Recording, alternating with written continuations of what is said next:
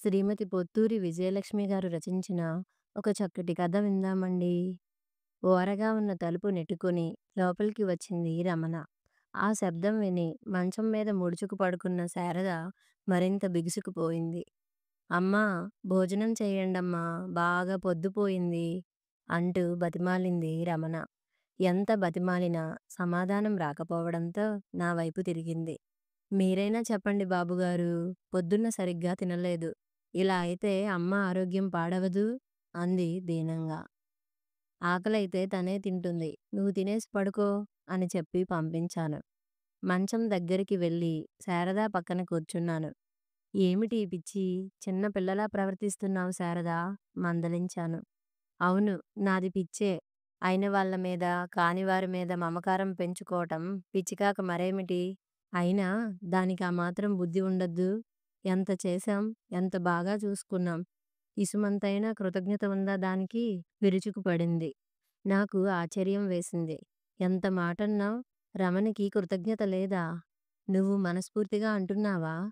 అదేం చేసిందని అంత మాటన్నావ్? కృతజ్ఞతకి మారుపేరు అంటూ ఉంటే అది అక్షరాల రమణే అని నువ్వే ఎన్నిసార్లన్నావ్? అన్నాను. అప్పుడు దాని అవసరం కాబట్టి అదలా నటించింది. అవసరం తీరగానే అసలు రూపు బయటపెట్టింది. లేకపోతే ఇక్కడ దానికేం తక్కువ జరిగిందని వాడు పిలవగానే మోటాముళ్ళే సర్దుకొని బయలుదేరింది. రానని వాడికి చెప్తే వాడు కాదంటాడా? బలవంతాన లాక్కెళ్తాడా? పైగా దొంగ ఏడుపులు, నంగనాచి కబుర్లు. ఉక్రోషంతో దుమ్మెత్తి పోస్తోంది శారద. నాకు జాలి, నవ్వు ముంచుకొచ్చాయి. పిచ్చిదానా, నీ బాధ నాకు అర్థమైంది. ఆవేశం అణుచుకుని ప్రశాంతంగా ఆలోచించు. రమణ ప్రవర్తనలో ఏ కాస్తైనా తప్పు కనిపిస్తే దండించే హక్కు నీకుంది. కానీ వెతికి చూసినా లోపం కనిపించని ఆ పిచ్చిదాని మీద అనవసరంగా నిందలు వేయడం భావ్యమా శారదా? అనునయించాను. వెంటనే చేతుల్లో మొహం దాచుకుని బావురుమంది. ఈనాటి మాట. అప్పట్లో నేను ఎగ్జిక్యూటివ్ ఇంజనీర్గా పనిచేస్తున్నాను. ఊరి చివరగా ఉండేది మా బంగళా. ఆ వేళ తుఫాను కుండపోతగా వర్షం. కరెంటు పోయింది. కొవ్వొత్తి వెలుగుతోనే భోజనాలు కానిచ్చాం. రాత్రి 9 గంటలయిందేమో వాచ్‌మెన్ అరుపులు వినిపించి టార్చ్ లైట్ తీసుకుని బయటికి వచ్చాను. చెప్తే నీకు కాదు, అసలిక్కడికెలా వచ్చావ్? ఎంత ధైర్యం? కదులు అంటూ అరుస్తున్నాడు.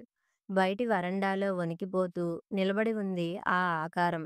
కాళ్ళ దగ్గర ఓ మూట. జాలివేసింది నాకు. ఇంత వర్షంలో ఎక్కడికి పోతుంది? తెల్లారాక వెళ్ళిపోతుందిలే అని చెప్పాను. వాచ్‌మన్ గొణుక్కుంటూనే వెళ్ళిపోయాడు. నేను లోపలికి వచ్చేశాను. అలవాటు ప్రకారం 5కే మెలకువ వచ్చేసింది. వాతావరణం బాగాలేదు. కాబట్టి మార్నింగ్ వాక్‌కి వెళ్ళే ప్రసక్తే లేదు. మెయిన్ డోర్ తీసుకుని వరండాలోకి వచ్చాను. వరండాలో నిలిచిన వర్షం నీటిలో చేతులు తపతపా కొట్టి ఆడుకుంటున్నాడు ఓ పసివాడు. ఒంటి మీద నూలుపోగు లేదు. గుమ్మడి పండులా ఉన్నాడు. అయితే రాత్రి మూటలా ఉన్న పదార్థం వీడేనన్నమాట. నన్ను చూడగానే పలకరింపుగా నవ్వాడు. నాకూ నవ్వొచ్చింది. నేను నవ్వగానే పాకుతూ వచ్చి నా కాళ్ళు పట్టుకొని నిలబడి నోట్లో ఉన్న 2 పళ్ళు బయటపెట్టి మళ్ళీ నవ్వాడు. వాడి బుగ్గలు నిమిరాను. శారద కాఫీ తీసుకొచ్చింది. వెంటనే నవ్వుతూ శారదని పలకరించాడు ఆ పసివాడు. కాసిని పాలుంటే వీడికి పట్టు శారదా అన్నాను. అలాగే అంది. ఈ సందడికి చలికి మునగదీసుకుని పడుకున్న వాడి తల్లి లేచింది. భయం భయంగా వచ్చి వాడిని చంకన వేసుకుంది. వాడు ఉంటేనా జారిపోయి మళ్ళీ నీళ్ళ దగ్గరికి పోయాడు. మరి కాసేపటికి మా పనిమనిషి ఉంటున్న ఇళ్ళన్నీ వరదలో మునిగిపోయాయని తెలిసింది. పనెలా?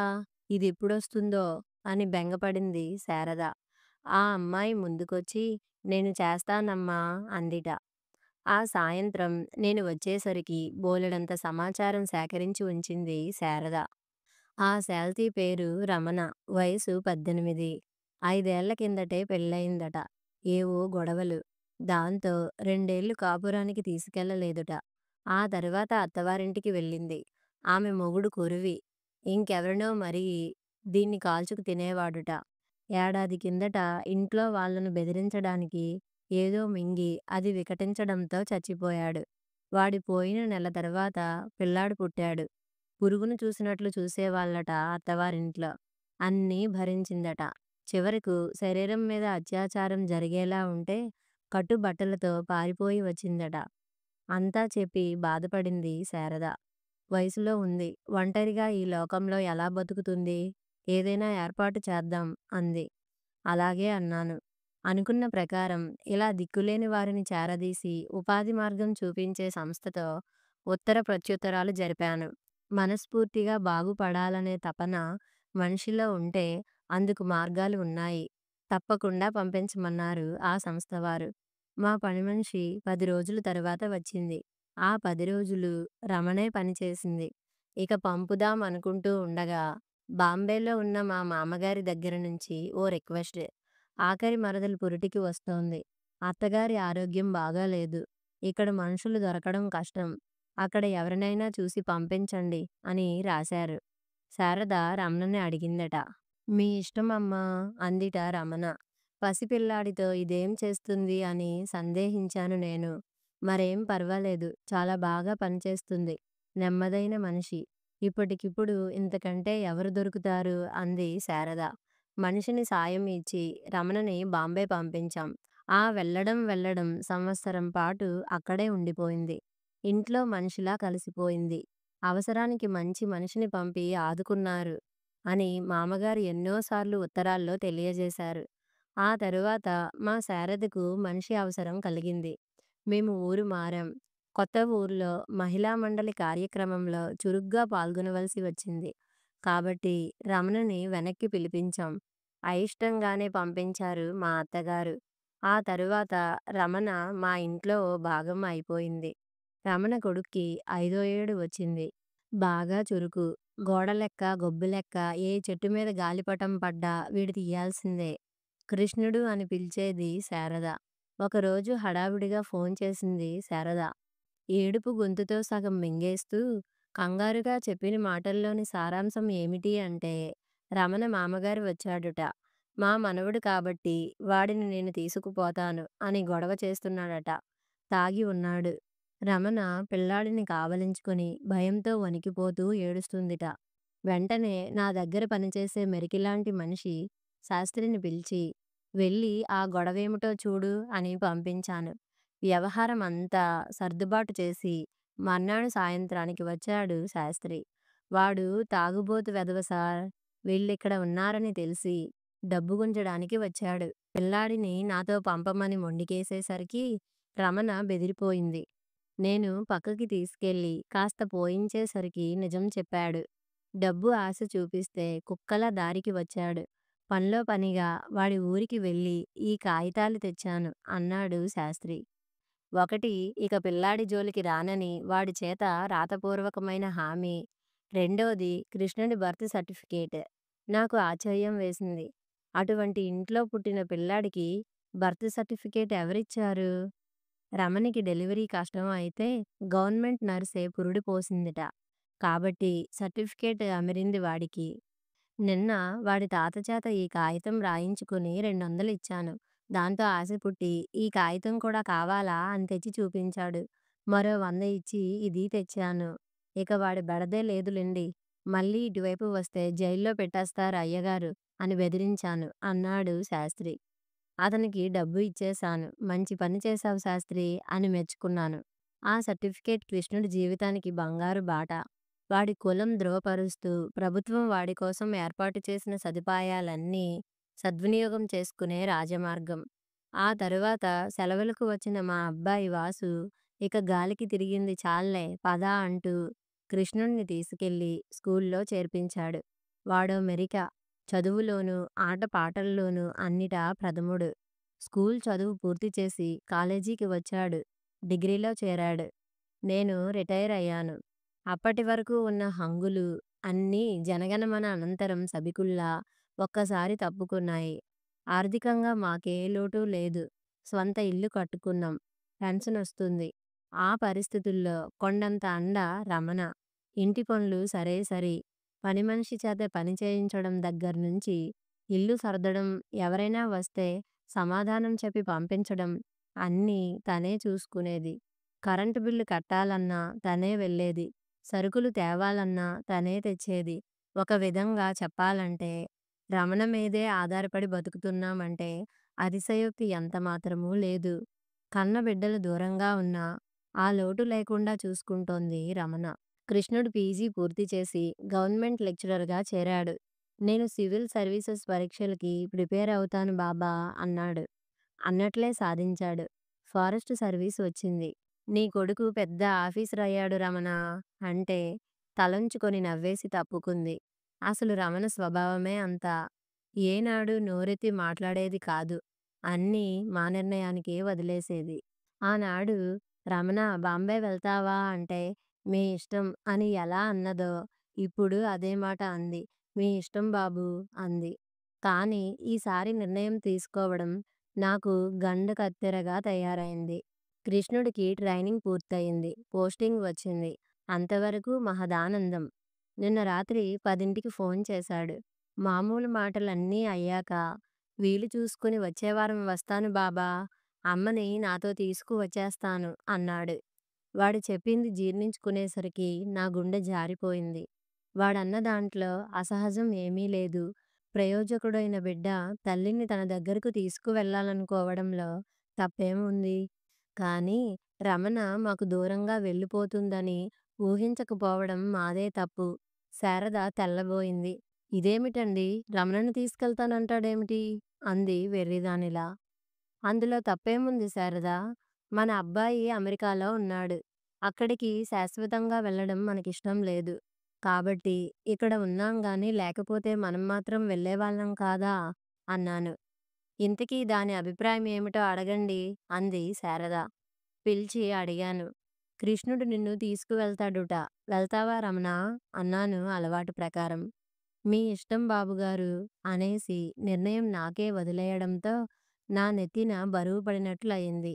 అయితే నిర్ణయం తీసుకోవడానికి నేనట్టే ఆలోచించలేదు. వచ్చే వారం వస్తాడు వాడు. నీ సామాన్లన్నీ సర్దుకో అనేశాను. దాంతో శారదకి కోపం వచ్చింది. నిన్న రాత్రంతా నిద్రపోలేదు. రమణని దుమ్మెత్తిపోస్తోంది. తిండీ తిప్పలు వదిలేసింది. శారద మనస్థితి నాకు తెలుసు. అందుకే వదిలేసి ఊరుకున్నాను. గుండె తేలిక పడేలా ఏడ్చి అప్పుడే లేచి కళ్ళు తుడుచుకుంది. నిజమేనండి. ఇన్నాళ్ళు అది మనకు చేసిన సేవకి ఏమిచ్చినా బదులు తీర్చుకోలేం.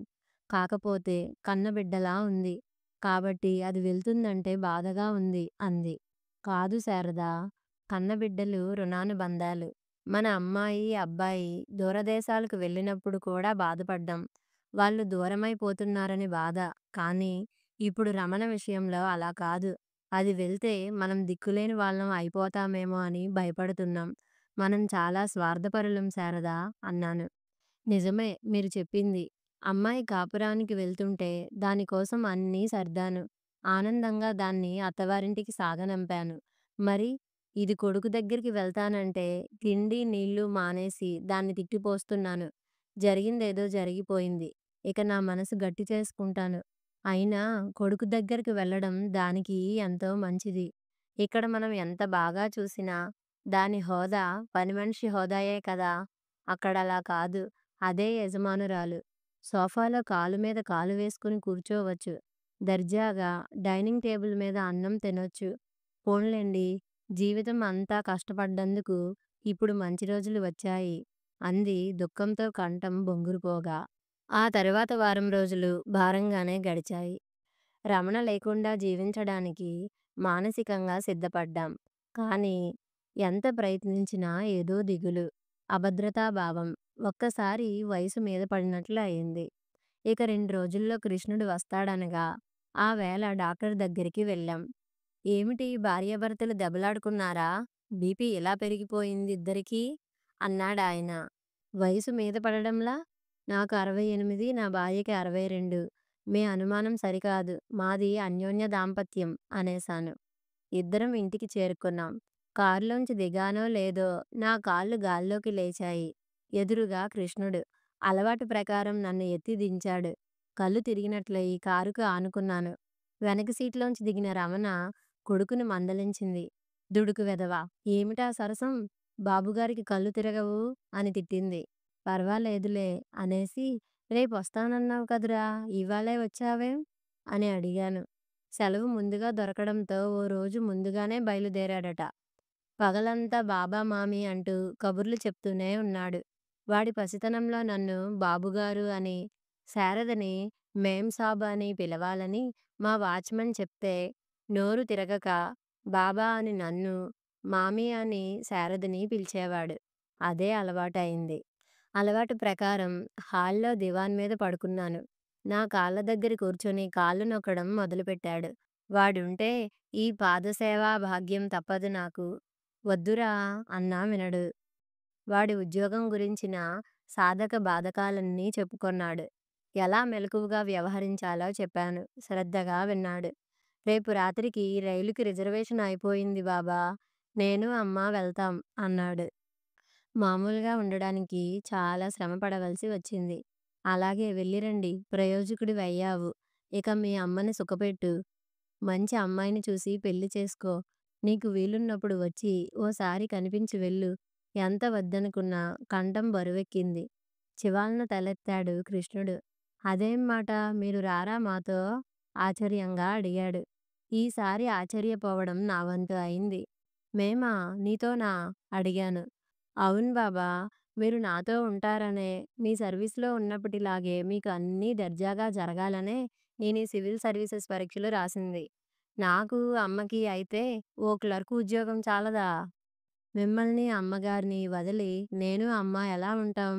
చిన్నబాబు గారు ఏమైనా అనుకుంటారేమో అని సందేహం మీకొద్దు. ఆయన్ని నేను బతిమాలుకుంటాను. అమ్మాయి గారు ఏమీ అనుకోరు. వాళ్ళ దగ్గరికి వెళ్ళి వస్తూ ఉండవచ్చు. కానీ మీరు మాత్రం నా దగ్గరే ఉండాలి. అమ్మని తీసుకువెళ్ళి అక్కడ అన్నీ సిద్ధం చేశాక వచ్చి మిమ్మల్ని తీసుకువెళ్తాను. ఏం బాబా వస్తారు కదూ? కాదనకండి అంటూ నా ఒళ్ళో తలదాచుకున్నాడు. భగవంతుడు వచ్చి వరం తీసుకోరా అని బతిమాలుతుంటే భక్తుడేం చెప్తాడు? నా మనసు దూది పింజలా తేలికపడింది.